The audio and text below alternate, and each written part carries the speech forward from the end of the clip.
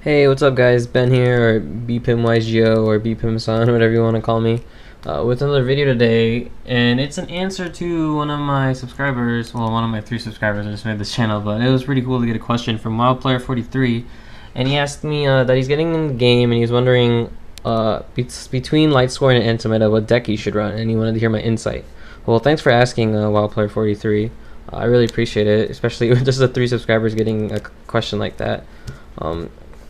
He was interested. He liked my anti-meta deck, and one of his favorite decks to play is Lightsworn. And here is my take on it. It's just one take, just to make this more genuine, I guess. I don't know. I didn't write any notes or anything. I'm just gonna go to the top of my head. Let's start with Lightsworn. When the ban list first came out, people were like, "Oh, Lightsworns, they're gonna be so they're gonna be the best," or Twilight, whatever.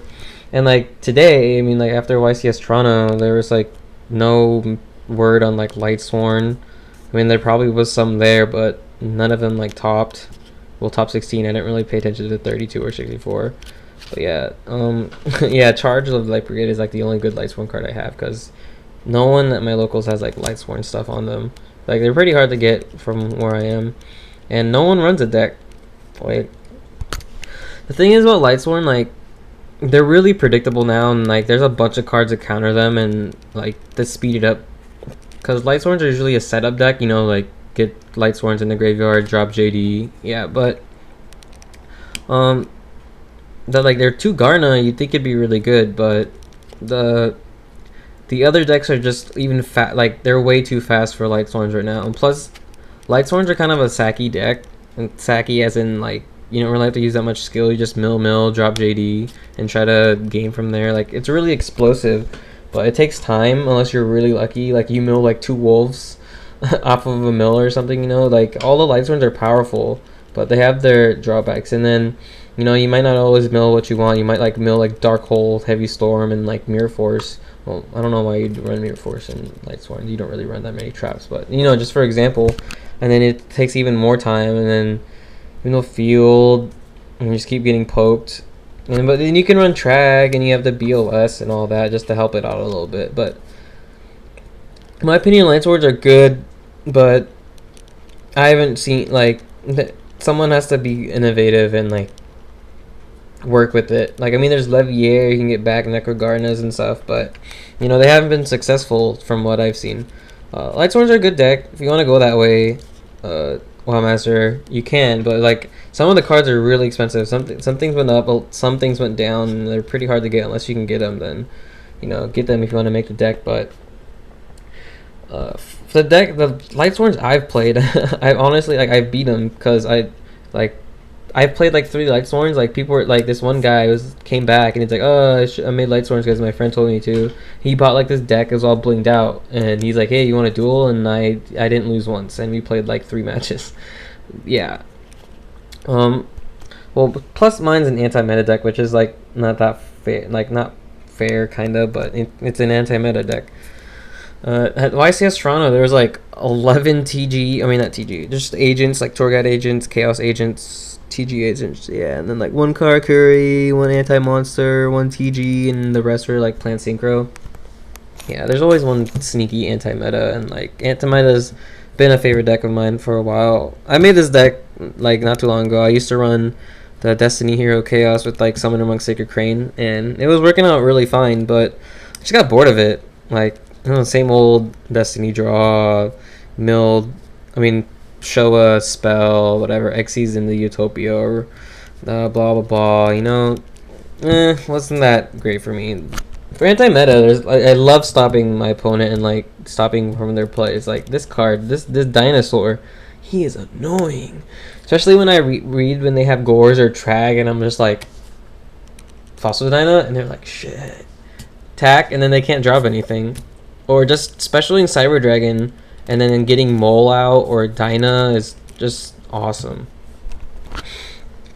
Yeah, this is basically the anti-meta decks. Basically, if everyone should know, is the side deck into a main deck. And what my side deck is just extra back row destruction and removal and stuff like that. And then Mind Crush and all that, the staple side deck cards. But that's pretty much it. Anti-meta's Anti-meta usually wins like first game, but people can side against them because I run like quite a few traps in like 11, 10 to 12 or something like that. I'm not sure. So yeah, the traps really help anti-meta. But anti-meta, this card, Kaiku, this like it used to be just like these guys, but you really need Kaiku in anti-meta deck these days because everyone works with the graveyard, remove stuff, like Levier plays, all that. And when Kaiku comes out, it's people hate this card. It's like almost like with Thunder King last format where you just get Thunder King 4 back row, you're like go, and they're like shit. They have like 2 dualities in their hand and they're raging. They have to waste Dark Hole, but you know I do the same thing if they had a Thunder King. I'd waste Dark Hole, but yeah. Same with Lightsworn.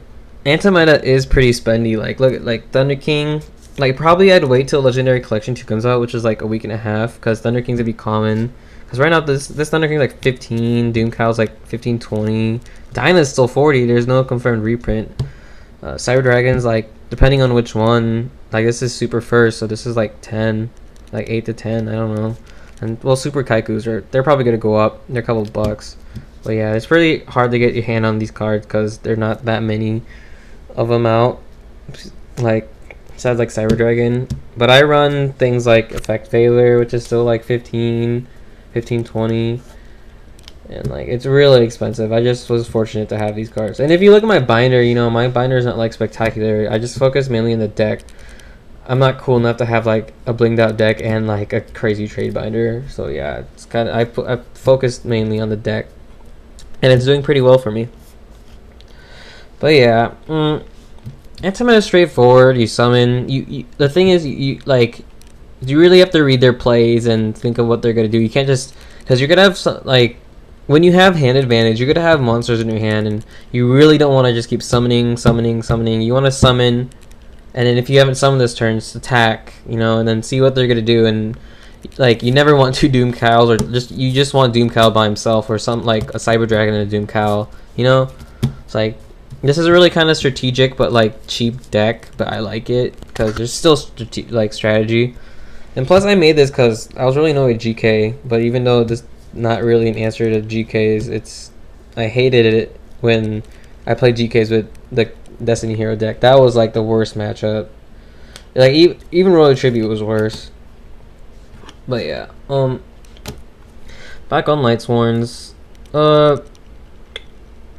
You know, I guess you could be skillful, like playing around what the opponent has and knowing when to drop JD or Gores or rendering move Garna, you know, or like depending like using Lumina and getting the right person and all that. I don't know, it's kind of strategic but still like stupid. When Lightsworns right now I'd say like they're kind of 50-50. They used to be like 80-20 on like how lucky they are, but with all the main, like some people even main Thunder King in like normal decks, and people especially Max C can hurt Lightsworns a lot. So because I don't know, they can read the plays and just drop Max C and draw off you, and probably draw a Gores or a Trag after getting JD, you know. It's basically what I'm trying to say is if you're choosing between Lightsworn and anti-meta, I'd go anti-meta because it's from what we've seen so far in this format, which is it's not even been a month. Anti-meta has been more successful than Lightsworn.